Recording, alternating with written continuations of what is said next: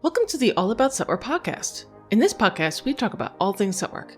That can include training tips, a behind-the-scenes look at what your instructor or trial official may be going through, and much more. In this episode, I am delighted to speak with Christina Young of The Positive Dog, all about reactivity and set work. So before we start diving into the episode itself, let me do a very quick introduction of myself. My name is Diana Santos.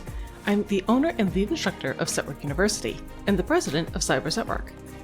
Set Work University is an online dog training platform where we provide online courses, seminars, webinars, and ebooks, all centered around set work. So regardless of where you are in your sniffing journey, you likely have a training solution for you. For Cyber Set Work, this is an online competition organization where you can either participate completely online, or you may be able to work with one of our evaluators to have an in-person assessment. Definitely encourage you to check Cyber Set Work out. So now that you know a little bit more about me, let's dive into the episode itself. So in this episode, I have the distinct privilege of speaking with Christina Young of The Positive Dog, all about reactive dogs and set work. Let's have a listen to that conversation. We are so delighted to have Christina today for our podcast today. Thank you so much for joining us. Did you want to let our listeners know a little bit more about you? I'm Christina Young. I am a certified canine behavior consultant, both with the IAABC and with PPG. And I'm a huge nose work nerd. I teach it to my reactive students. I have online courses and in-person courses. And I'm also a cyber set work evaluator. So we are delighted that you're able to join us for this conversation today. Christina had actually reached out and said, hey, do you think that we can have a talk about reactive dogs and set work? And I was like, yes, please. So this is something that we've actually had several of our clients, both at Set Work University and Cyber Set Work, have reached out and be like, oh, I happen to have a reactive dog. Do you guys have any kind of resources, or is there anything specifically for me? So I think this would be really helpful, but we first have to get through the whole thing of, well, what actually is a reactive dog? So could you actually give what you consider to be a reactive dog? Well, that's a great question. It varies according to who you talk to. There's no specific definition that everybody agrees to. So I consider a reactive dog one that has trouble performing, kind of things that we would think of as normal dog behaviors in a quote unquote like normal dog class. So if the dog is too anxious or too frustrated or too excited by things in the environment to do the things that you might expect a dog to be able to do, I would consider that reactive. Some dogs might react in an energetic way by barking and lunging and spinning and doing all those things. And other dogs might react in a lower energy way by shutting down, slowing down, unable to eat, unable to respond to known cues, that kind of thing. So that's a really good thing to point out, and hopefully we can talk about that a little bit more, because I think that a lot of people have the expectation reactive is always loud or reactive is always active. But I think that second category a lot of people overlook, where the dog kind of goes inward, where they kind of stress down. So could you maybe talk about that a little bit more? Because someone may actually have a dog who falls more into that category, but they may not be taking the same kind of steps to potentially set that dog up for success, where they're actually pushing the dog into situations where maybe the dog wouldn't be as successful because they may not actually be deeming that dog as reactive. So can you talk about that a little bit? Sure. A lot of dogs, when they're reactive, so when their arousal goes up, we can talk about what arousal means too, I suppose. Sure. When their arousal goes over the point where they can function, that's when they get those loud, barky, lungy, or spinny, or the border collies, scream at you. But other dogs, when the arousal goes up, all those active behaviors are meant more to say, hey, I need space, go away, usually. And you can also say, hey, I need space, go away by being calm, by sniffing, by walking away from the scenario. So a lot of dogs you'll see in agility, for instance, they're reactive and they'll stress down and they might leave the course and go and pee or go and start sniffing. And those behaviors are communication from the dog that they're uncomfortable just as much as the barky, lungy ones, but they're not as scary to people. So people don't see them in the same aggressive way, so they might not see that the dog is suffering or struggling. And I think that's a really important thing for people to keep in mind. And then we're bringing that back into the context of set work. It can get very confusing. because, oh, but my dog is sniffing. It's like, no, actually, that's not the kind of sniffing that you're looking for. So can Yes. you talk about that for a second as far as how they may be able to tell if their dog is doing displacement sniffing as opposed to hunting sniffing? So it's not just the sniffing, it's the whole body language of the dog. It's the whole picture. So is the dog actively looking for something? And hopefully we have a baseline. Say, hey, this is how my dog normally searches. And right now they seem kind of stuck in that corner or they're sniffing in a different way. And that's something that instructors can help you identify in your dog as well. Often it's their gait. So, how fast are they moving? Most dogs, when they're comfortable, when they're hunting, when they're confident, will move in a fluid way. Their body is maybe trotting or a fast walk, or they have a certain kind of bounce to their step. And then when you see displacement sniffing, it's often a walk or a very still, or they turn their body away from whatever is scaring them. There's very kind of a different look to the dog. Once you get to know the dog's baseline, you can see when it changes. And is it possible for a dog to switch back and forth where one moment they were hunting, then something happened and suddenly they're doing displacement sniffing? Oh, absolutely. We actually had that in a class last night. Another student watching drop their keys, and the dog immediately went into displacement sniffing. So it happens.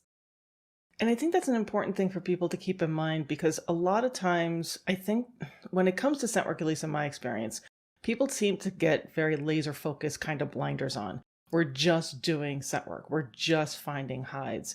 And everything else that we think about our dogs kind of goes out the window. And if we happen to soften up our eyesight as far as how we're looking at those things, the reactivity on the more active side kind of makes a little bit more sense to people. But it's, to me, we can see it as instructors or trial officials, those dogs who are suffering when they're stressing down, they're Mhm, almost, they're struggling more because their handler doesn't know what they're looking at. They don't know what they're experiencing and they don't know how to support. mhm. So from your perspective, having all of this expertise, what do you recommend for people to first assess who is my dog? What does my dog need? And then what would I be able to do? Those are great questions. I've I'm really thinking about these. So to decide who your dog is, I think it's really important to see your dog doing the exercises at home or somewhere where they're really, really comfortable, where there's no distractions, no scary things, no exciting things. And if I can say, hey, this is who my dog is in their easiest possible environment. And now if I start adding in, depending on your dog, whether they're anxious or they're just overexcited or frustrated, um, layer in the things that cause your dog's behavior to change. And then you say, hey, does my dog get slower when there's a person watching? Does my dog get a little more frantic when the people are watching? Or when there's a dog nearby, or when we're near a playground, or when there's traffic, or whatever it is for that dog that causes their behavior to change. And so, if we know what their baseline is in a comfortable environment and we know how they change in different contexts, then we can get to know our dog and know how they communicate when they're distracted or stressed or frustrated by something in the environment. And then once you have an understanding about who your dog is, as far as where they may land in that spectrum, what are some things that you should think about when you're doing set work in particular? So one of the things that I've mentioned is the last thing we would want to do is try to attach the trigger to odor. Of every Mhm. single time I'm sniffing birch, here comes the scary man or the scary dog or the scary keys or so is there anything like that that people should be worried about? Yes. Well, I start all scent work on just primary, on just food. And so that gives me a baseline for the dog, helps them if the room is scary, if the, environment, if there's a barrier and it's scary, whatever's going on for the dogs, if something is challenging for that dog. And I say scary a lot, but it can be a lot of different emotions that cause reactivity. So any of them apply. So I start on primary because the dog will work through challenges for primary without necessarily pairing that trauma or that scary thing or that frustrating thing with food because food is, a primary reinforcer and they eat it all the time, not just in nose work. So if then we put birch or here it's wintergreen for most of our novice dogs, if we put wintergreen in too early, now the dog might associate those things. For the reactive dogs, anytime I add something new, I go back to primary. So if I'm starting with elevated hides, or I'm starting with cardboard boxes that might fall over, or if I'm doing something new that's might be too challenging or scary or frustrating for the dog, I'll go back to primary to introduce that concept. And then once I know the dog can handle that challenge and with confidence and enthusiasm, then I'll add odor back in. So with my dogs, I don't do, oh, great, you did primary and now you do paired and now you do odor. And it's not a linear thing. It's a back and forth. So hey, this might be hard for the dog. We're going to go back to primary to test it, because if it is frustrating for the dog or if it is scary for the dog, we do not want them associating that emotion with whatever odor they're searching for.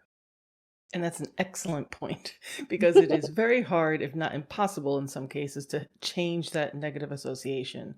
And then if you were trying to compete and you're trying to use a baseline odor such as here is birch, you're kind of out of luck.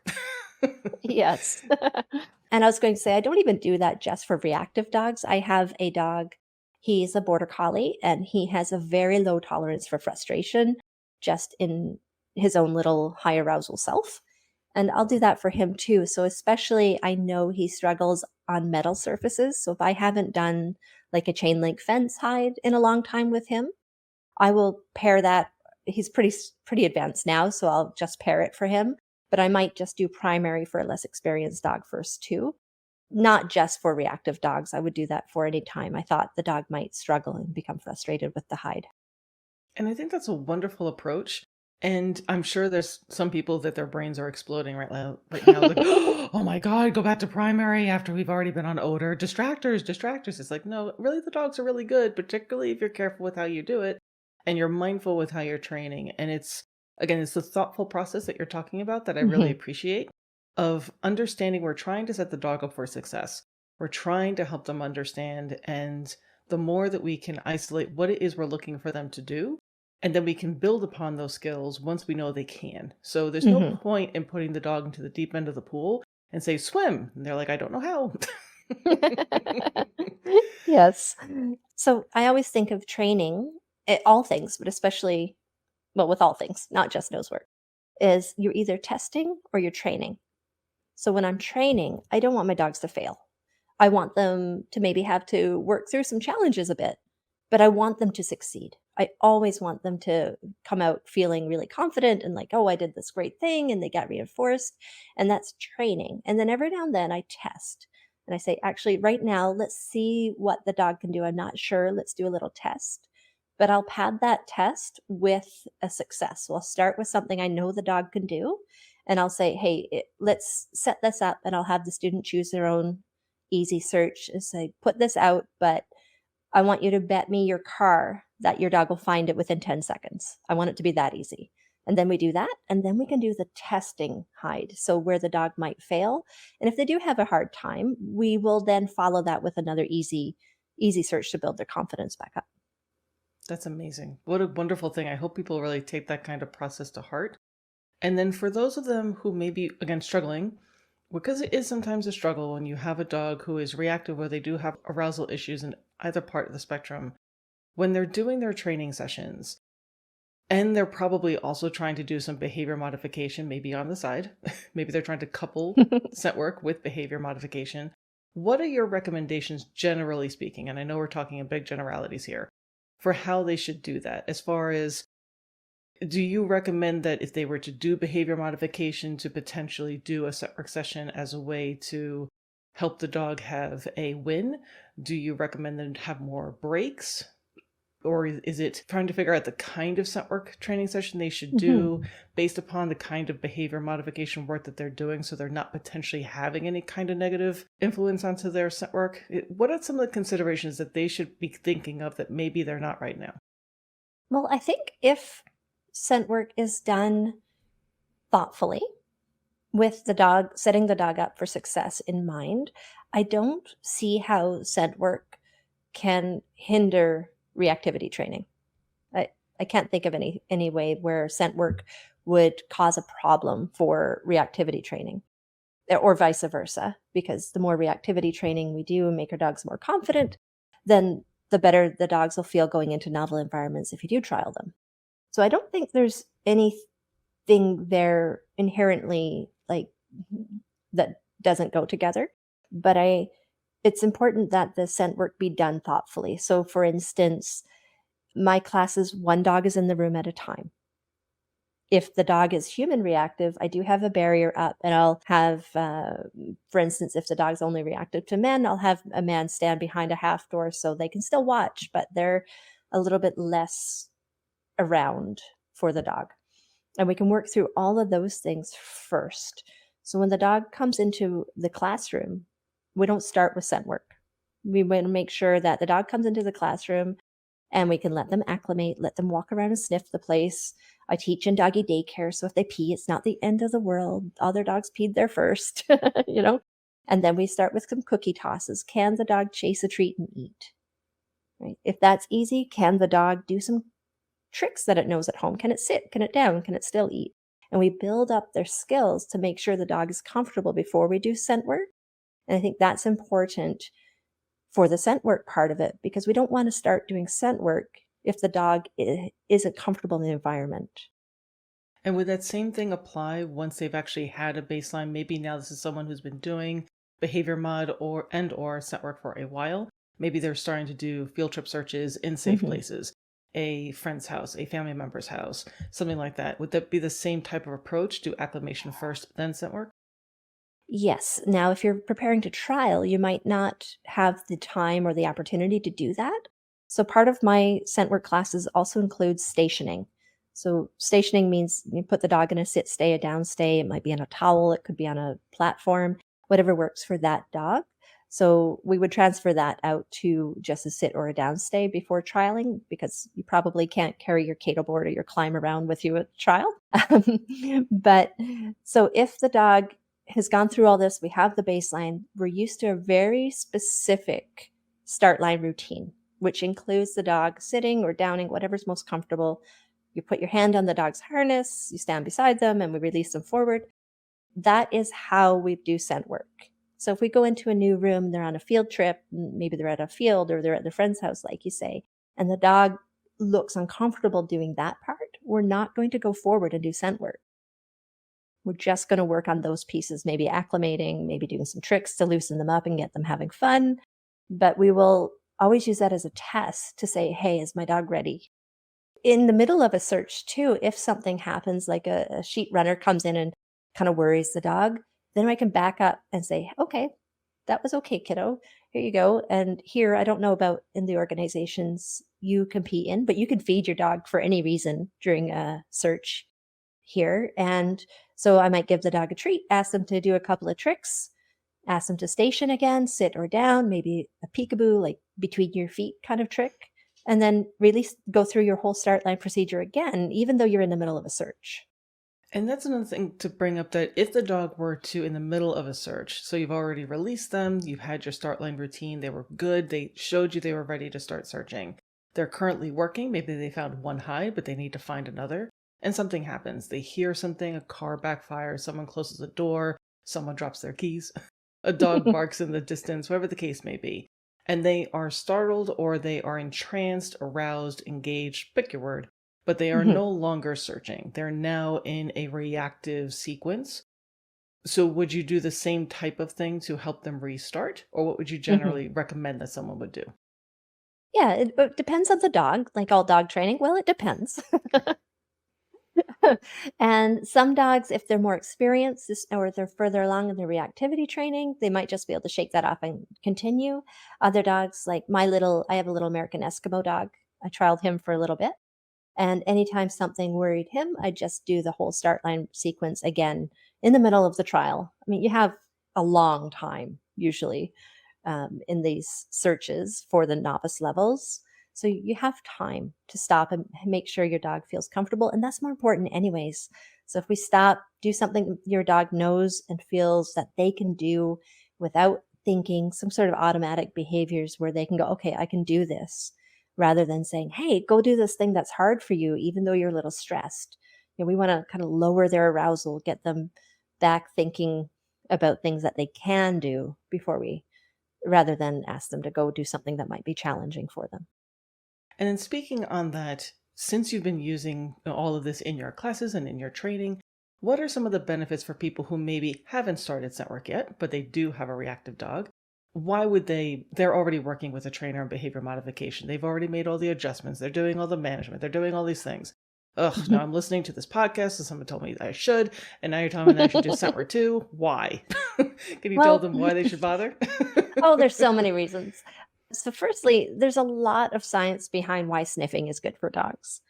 But that all aside, you can do scatters, you can do all kinds of sniffing things elsewhere. The reason I like scent work for dogs is it's fun. It's a really fun outing where you can go and do something with your dog and feel like you have a quote unquote normal dog. You can go out and go to a class and have peers and laugh and be part of a social group.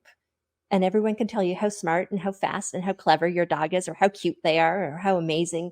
You get your own little cheering squad, now that they're they're eating now in class, or they're able to sit now in class, and it's a lot of fun. So it's a great way for you to get out and just do something low stress with your dog, and that increases your bond, and then it kind of builds everyone's resilience back up to be able to go do the hard stuff. A lot of these dogs and their owners, every single time we put the leash on to leave the safety of our house, that can be hard. So every time leaving your house is hard. Then having a really fun, easy, non-stressful place to go with your dog once a week, or even if it's an online class, that's worthwhile. Perfectly said. And it's good for the sanity of the handler as well as for the dog. And I think it's important for everyone to recognize that if you happen to have a reactive dog, it doesn't matter what part of the spectrum that your dog is on, you are going through that as well, and you're going to have to take care of you too.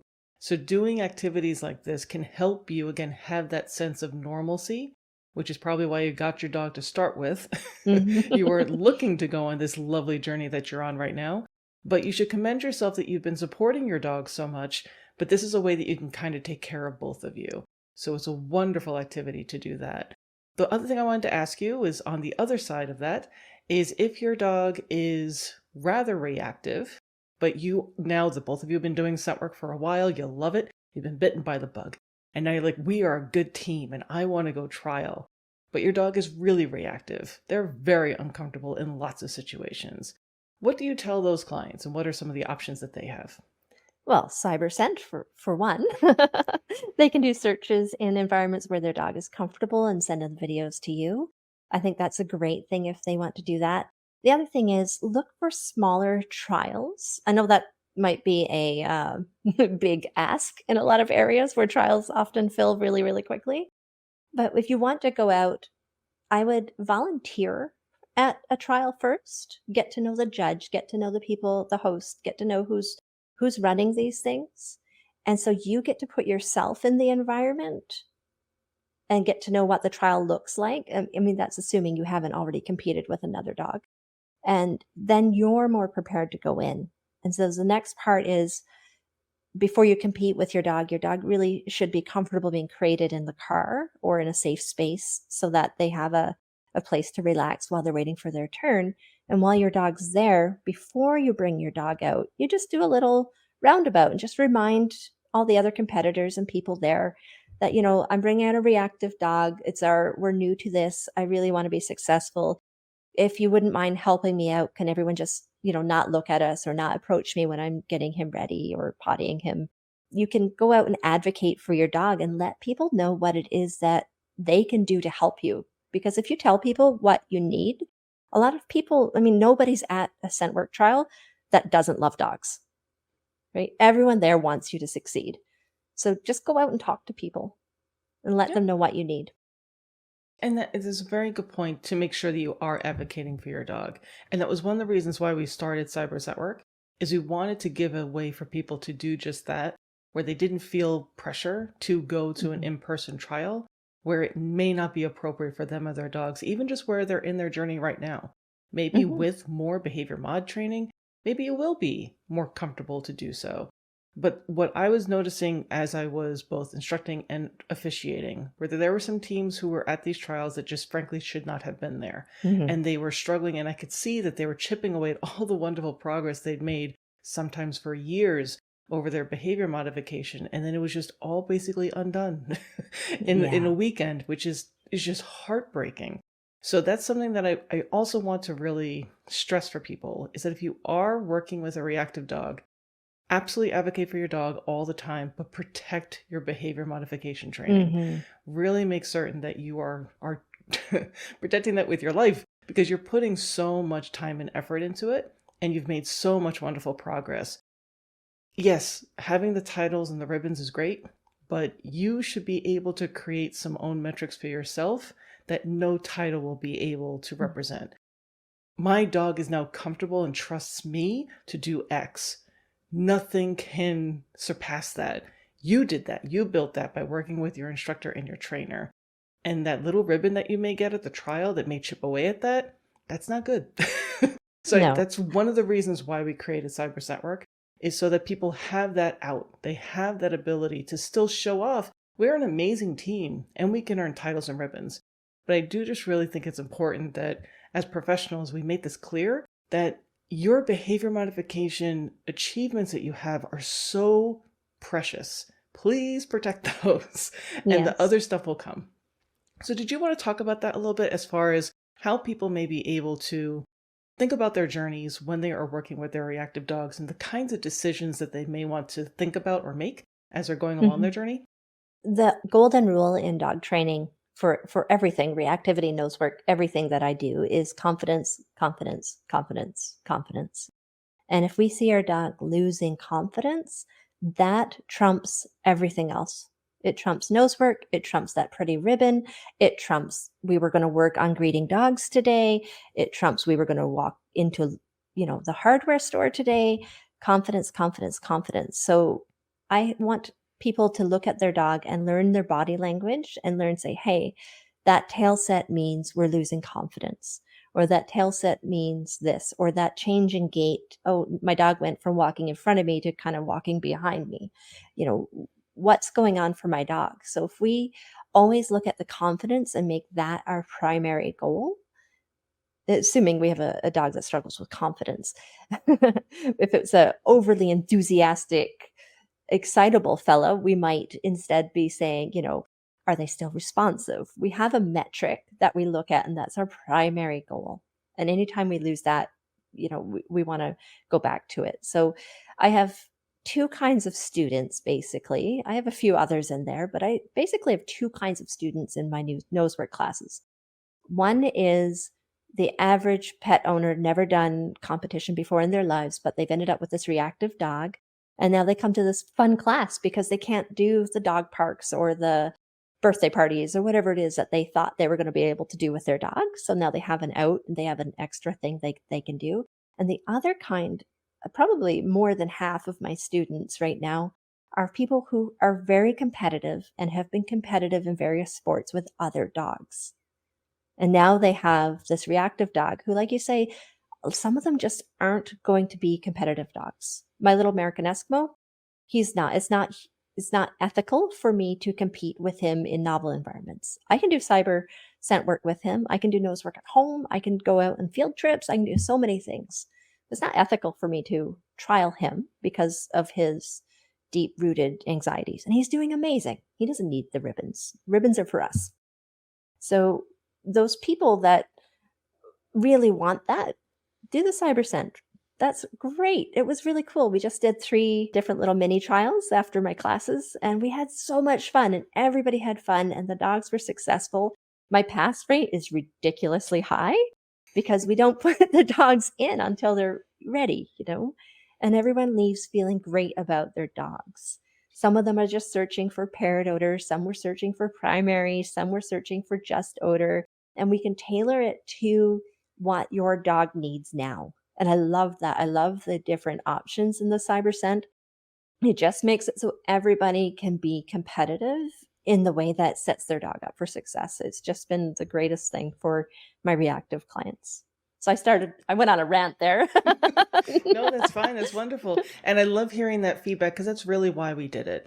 And the fact that it can be so helpful to so many different teams and the way that you're leveraging it is the exact way that we wanted it to be used. We want instructors and evaluators to be able to identify what it is that teams would need to better test where they are in their training and to promote them to customize their own approach. So that's why we have all these different hide options that you can actually compete finding primary, finding paired odor. Potentially you want to find toys. You can choose all these different levels. You're not required to do anything. You can pick and choose so that it works for you and your dog. And that was really the whole goal, is that everyone is customizing this for what they need. So I love the fact that you're doing that. That makes me very happy. And I didn't tell people what I thought they should do. As their instructor, I have feelings. I have opinions.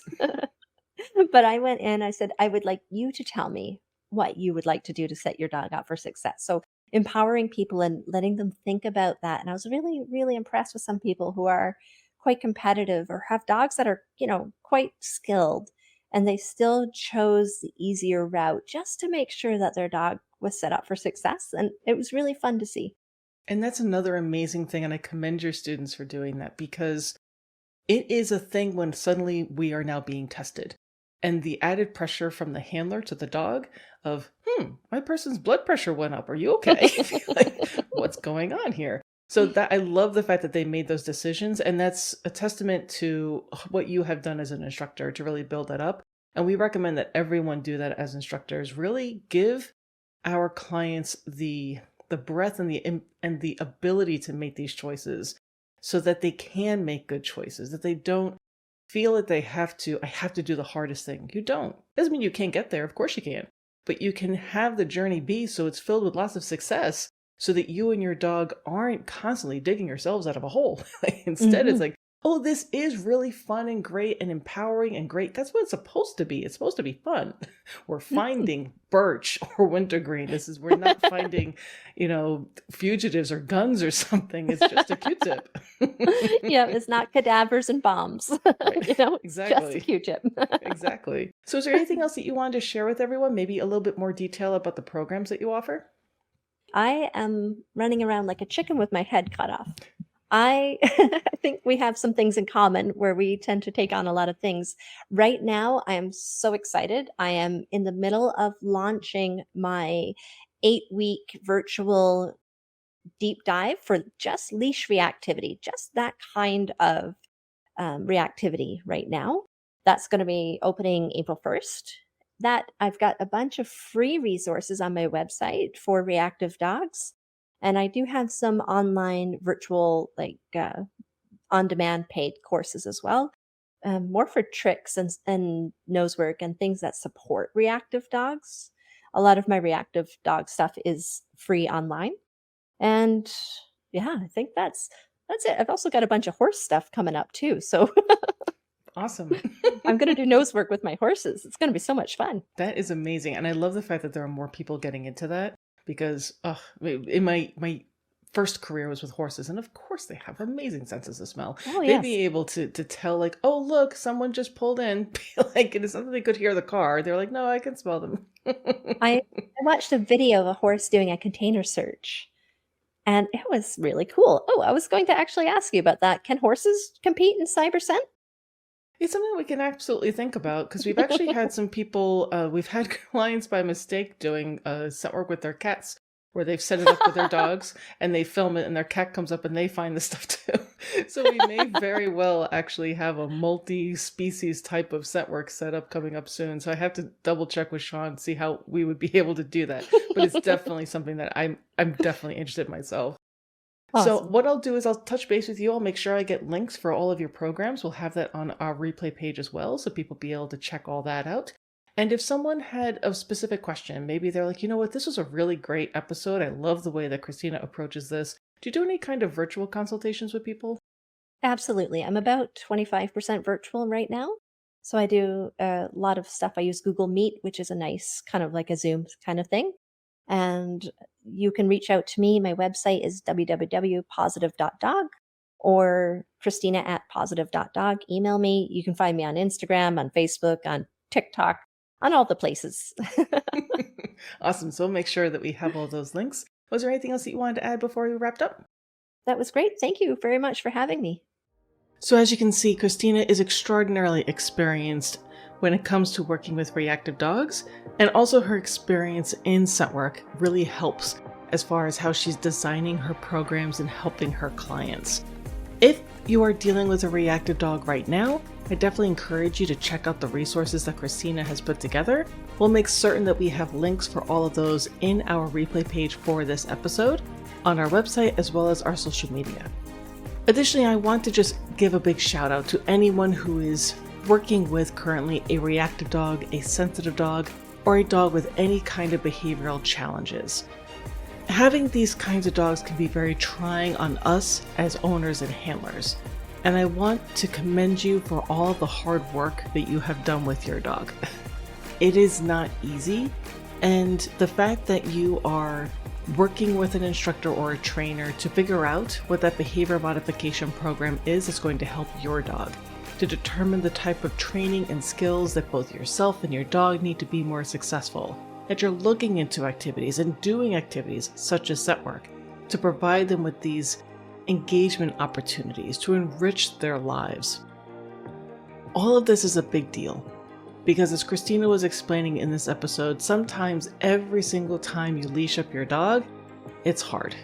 And I want you to really just take a moment and just think of all of the time that you have put in, pat yourself on the back, and then also keep a journal of the wins that you and your dog have day by day.